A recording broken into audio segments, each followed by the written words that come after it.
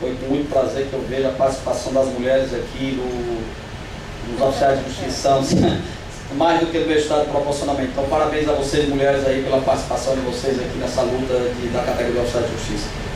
E eu tive também o prazer de, chegando aqui, encontrar uma pessoa que eu reputo, uma guerreira, uma pessoa de luta, com seus 74 anos ainda está na batalha, dando muito exemplo a quem não tem coragem de lutar, quem não tem coragem de trabalhar, quem não tem coragem de desenvolver a luta pelos seus ideais, que é o seu Valmir, a quem eu peço uma salva de palmas. Para ele aqui, uma pessoa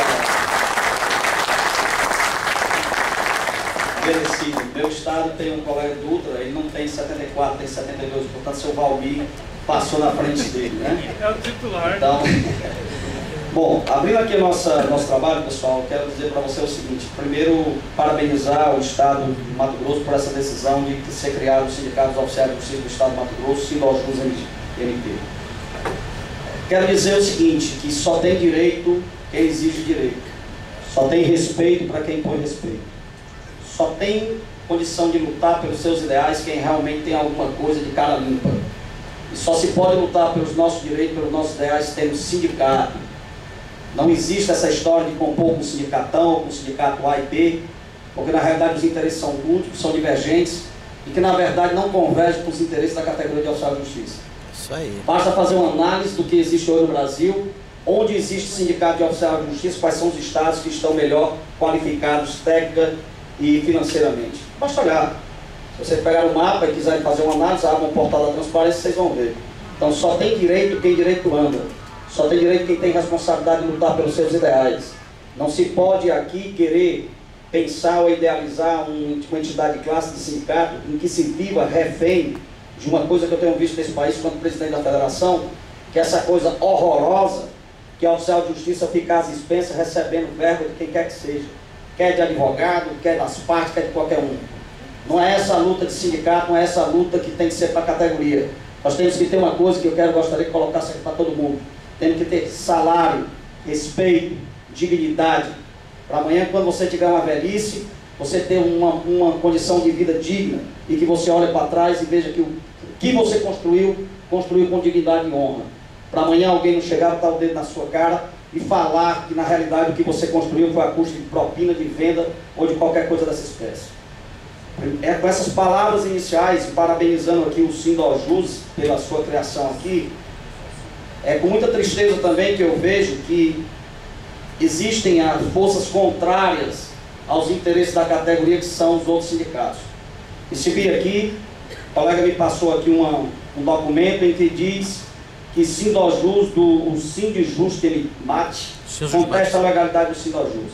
Isso aqui é uma vergonha, isso aqui é aquilo que eu lhe falei, aquilo que eu havia colocado antes. Quem defende o oficial de justiça é oficial de justiça. Quem tem que lutar por oficial de justiça é oficial de justiça. E só pode lutar como representante, como substituto processual, ou sindicato de oficial de justiça.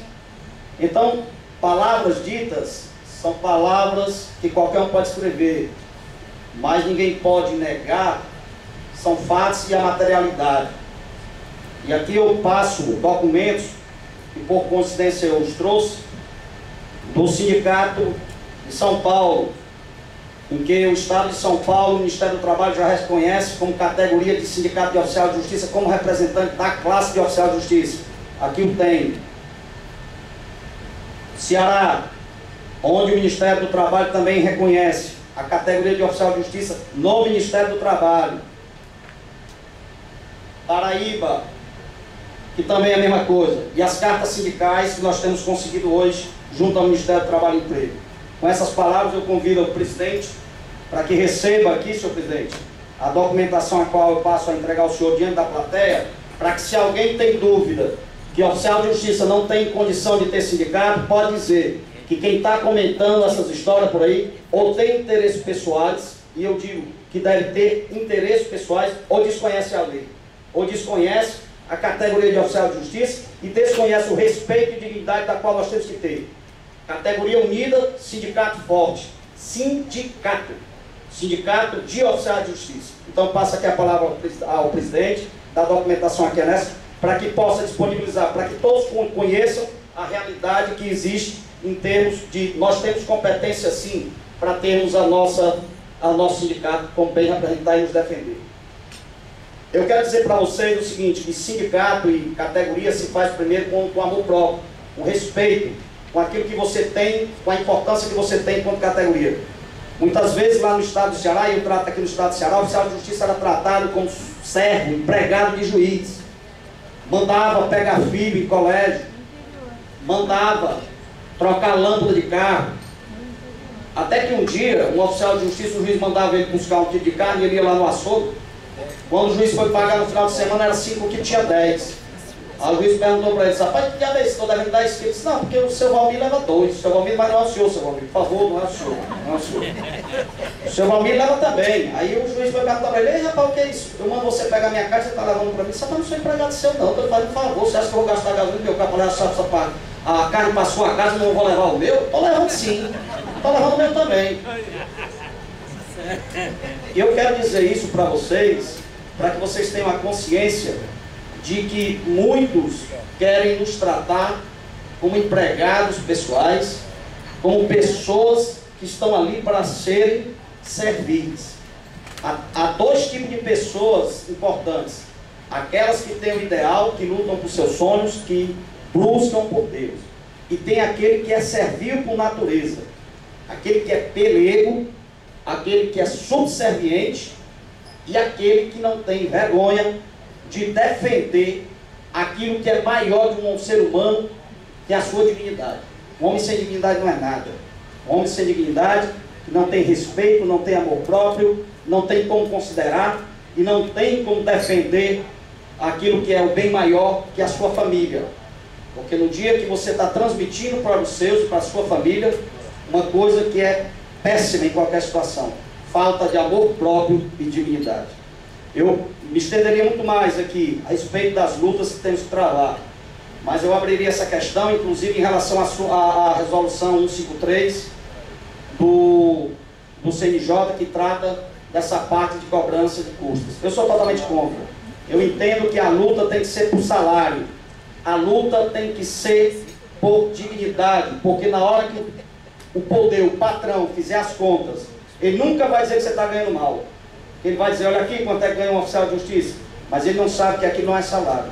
Então, quando você se aposenta, muitas vezes não tem um dinheiro sequer para comprar o remédio para a sua subsistência no final do dia. Então, com essas palavras iniciais, desculpem eu ter me alongado um pouco mais, que depois podemos voltar ao tema, existem vários temas. Eu gostaria aqui, o colega Adolfo, da CGTB, que é da Central Geral dos Trabalhadores do Brasil, a quem tenho a honra de estar aqui compondo a nossa mesa, o colega Adolfo, que é do Ministério do Trabalho e Emprego, que está aqui conosco, para que fique claro que a federação vai onde tiver problema de qualquer um, em qualquer estado. E que nós não estamos só com a federação. Temos Central Geral dos Trabalhadores também com assento no Ministério do Trabalho, para aqueles que ainda têm dúvidas acerca disso. Porque hoje nós temos cartas sindicais e estamos indo buscar o resto das cartas sindicais para bem valorizar.